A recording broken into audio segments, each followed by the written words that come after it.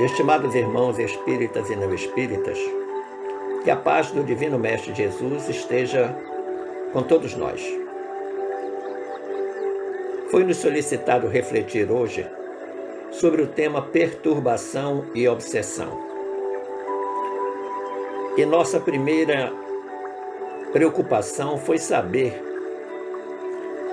a quantidade de vezes que esses temas aparecem nos livros da codificação espírita. E observamos que em O Livro dos Espíritos, a perturbação é citada 26 vezes, enquanto a obsessão apenas uma. Em nosso Evangelho segundo o Espiritismo, 14 para perturbação, 18 para obsessão. Em Os Livros dos Médios, 16 perturbação, 55 obsessão. Em O Céu e o Inferno, 39 citações de perturbação e apenas 2 de obsessão. E no livro A Gênese, 9 citações de perturbação e 11 de obsessão.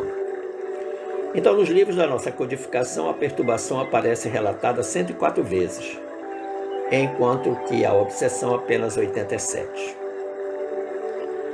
Para que nós possamos refletir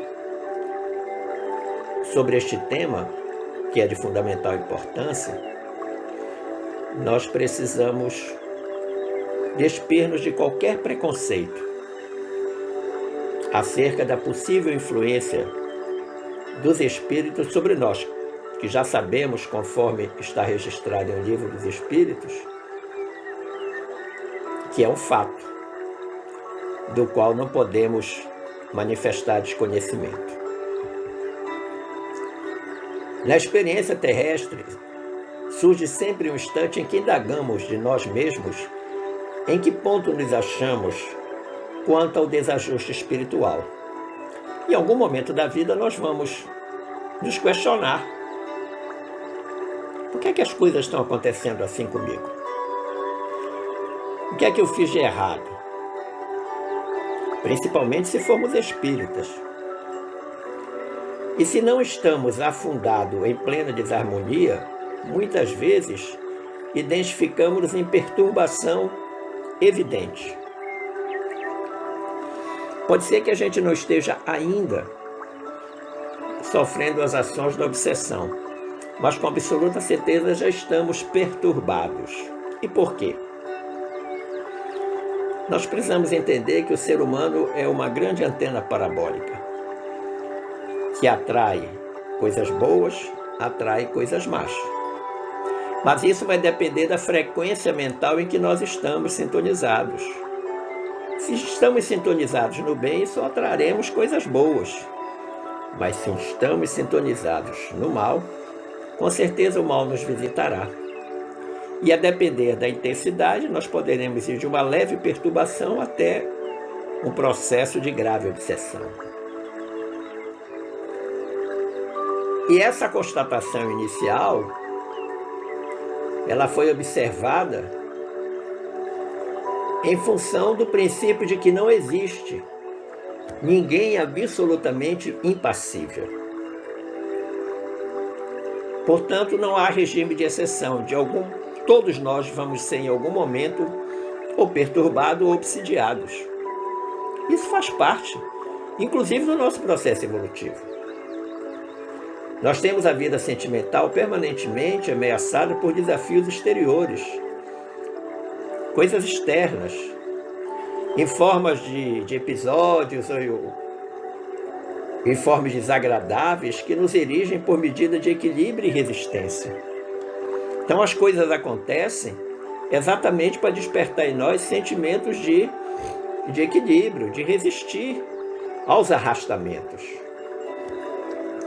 Na luta moral que todos nós somos chamados a travar, nós estamos em permanente luta moral, porque o assédio das coisas más, das coisas ruins contra nós é muito forte. E a maioria das vezes porque nós mandamos buscá-los.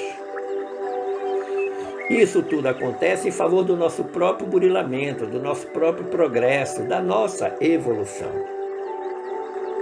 não acontece por acaso, tudo tem uma razão de ser. E nós, se queremos evoluir, precisamos aprender a conviver com essas dificuldades. Conviver com a dor, inclusive. O sofrimento é facultativo, mas a dor é necessária.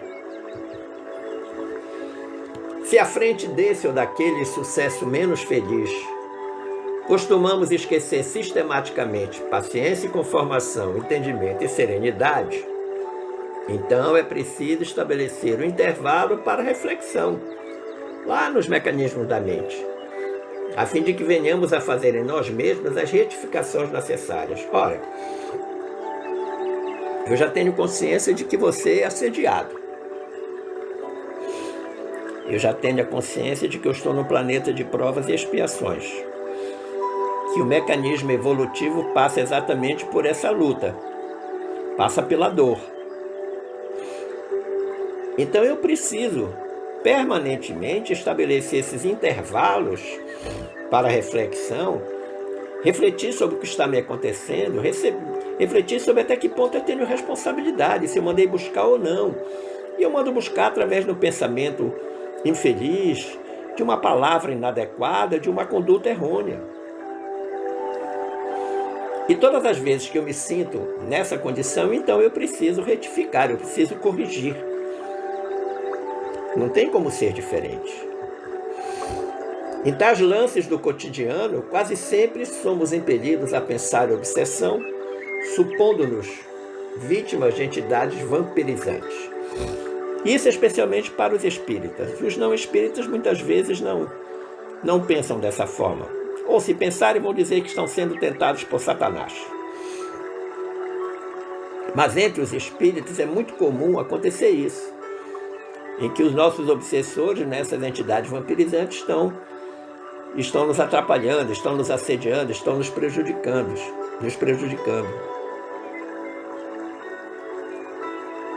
E o problema não se limita somente à influenciação desses adversários espirituais, dessas entidades que nos obsidiam e que elas penetram a nossa onda psíquica, mas fundamentalmente e principalmente de respeito a nós mesmos.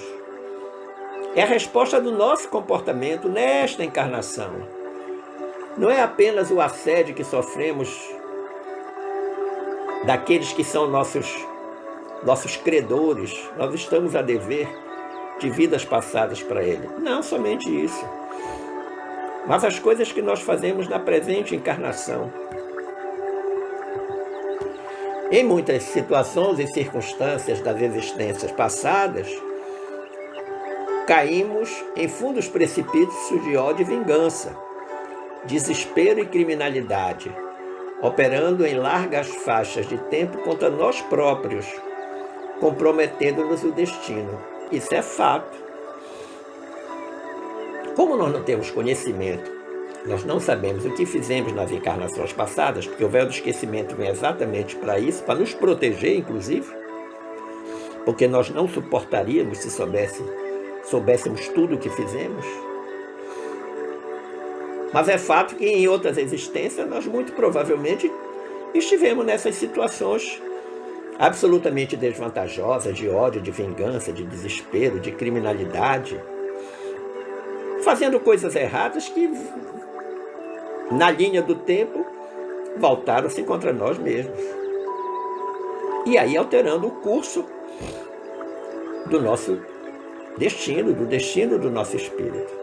Nós que poderíamos estar numa situação de evolução, estamos numa situação de estagnação. E daí nasce então o imperativo das experiências regenerativas e amargas. Então vamos ter que tomar o remédio. Cometemos o erro, fizemos o mal, temos agora que reparar. E essas experiências regenerativas amargas, elas são indispensáveis, necessárias, importantes. Do mesmo jeitinho que acontece com aquele aluno que se atrasou na escola e que vai ter que fazer novas provas, porque ele vem sistematicamente repetindo de ano.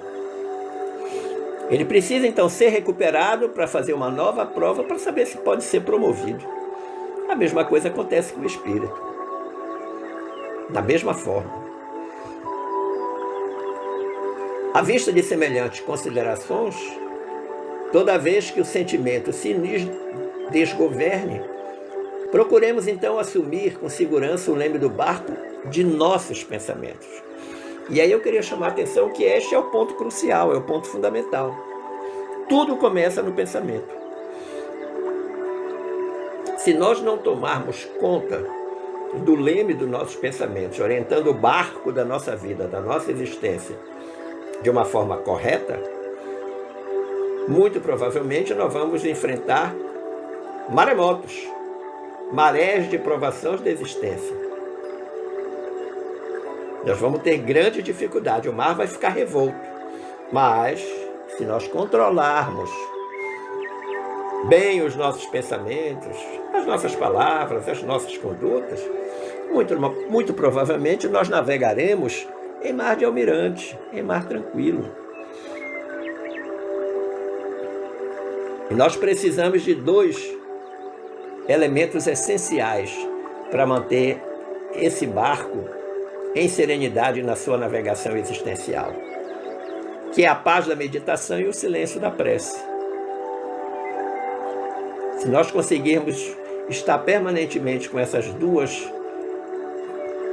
dimensões ativas em nosso viver, em nossa existência, muito provavelmente nós navegaremos com mais tranquilidade no mar da nossa existência. Através do autocontrole, vigiaremos a porta de nossas manifestações. Então o autocontrole se torna um vigilante, um porteiro. Eu preciso sempre estar atento ao que eu penso, ao que vou dizer, ao que vou fazer. E o papel desse porteiro é barrar esses gestos e palavras desaconselháveis. E aí, novamente, aparece mais um elemento importante nessa tarefa, que é o auxílio da oração. Porque com o auxílio da oração faremos luz para entender o que há conosco, de maneira a impedir a própria queda em alienação e tumulto. Então é a partir da oração que eu me ilumino interiormente e consigo entender o que está acontecendo. E aí impeço que a próxima fase seja uma fase de queda, em que eu ou crio dificuldades, crio problemas comigo e com os outros, ou fico alienado. É assim mesmo, não tem como ser diferente. Não, essa não é a conduta correta. Atendamos então constantemente a esse trabalho de autoimunização mental, higienização do pensamento. Isso é fundamental para todos nós. Vigiar o nosso pensamento é fundamental. Segundos de invigilância, séculos de sofrimento. Esse é um ditado na lide espírita que todos nós ouvimos sempre. Por que nós precisamos dessa autoimunização mental? Porque junto ao imenso número de companheiros perturbados e obsidiados que enchem a meia terra de hoje, em toda parte encontramos milhares de criaturas irmãs que estão quase às portas da obsessão. Então que nós temos que nos melhorarmos para poder melhorar os outros, ajudar os outros. Porque é exemplo de nós mesmos, outras pessoas, outros irmãos estarão em situação semelhante. E isso faz parte do processo.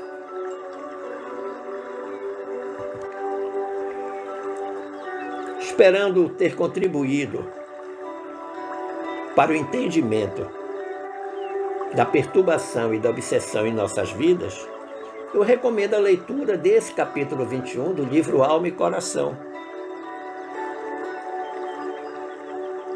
de onde eu extraí as informações que comentei com vocês. Agradecendo o carinho da atenção, eu desejo que fiquemos todos em paz com Jesus. Forte abraço.